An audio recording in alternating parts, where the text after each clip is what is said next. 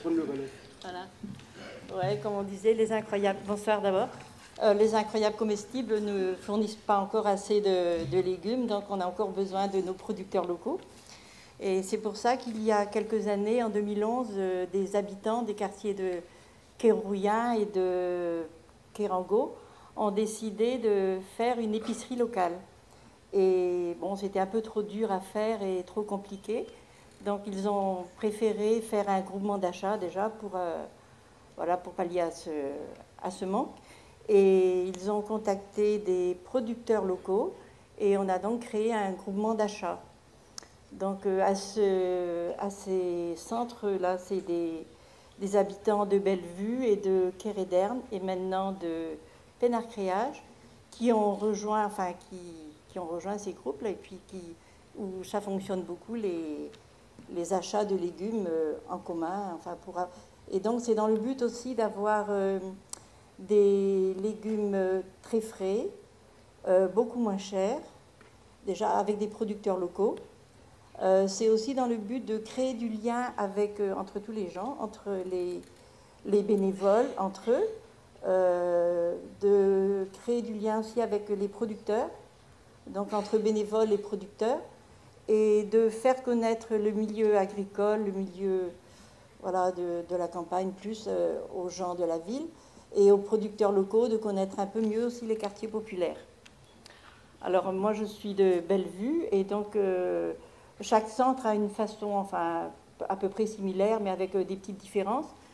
Et moi je vais vous expliquer le fonctionnement de Bellevue. Donc c'est à peu près la même chose, hein, je pense, Maria, donc voilà.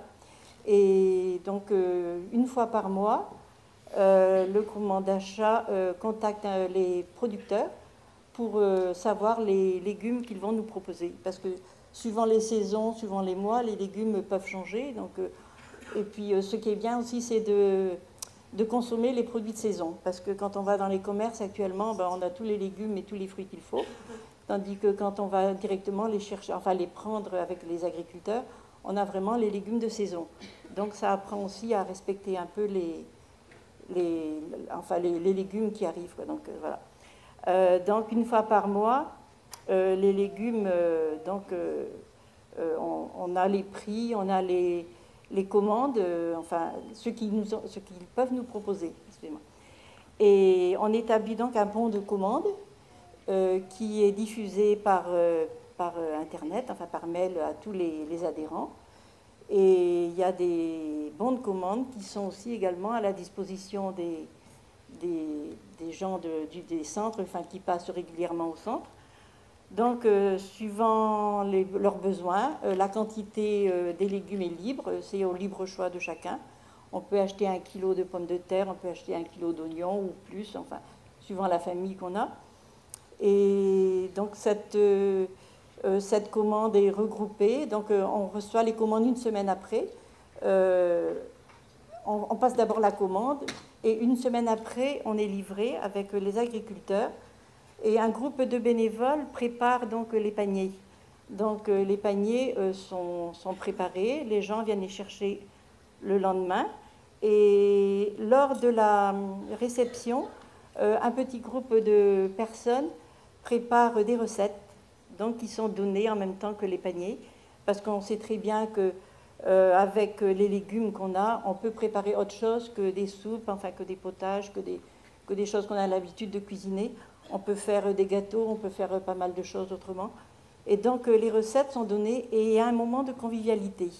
Alors ce moment de convivialité, il est préparé par 2 ou 3 bénévoles, dont on a une personne qui ne s'appelle pas la Germaine de Braspar, mais qui s'appelle Germaine chez nous également. Donc voilà, qui nous prépare des bons petits plats. Et donc quand les personnes viennent, on déguste ces petits plats, voilà, soit des gâteaux, soit des verrines, enfin, soit des potages, et on déguste avec un moment de convivialité.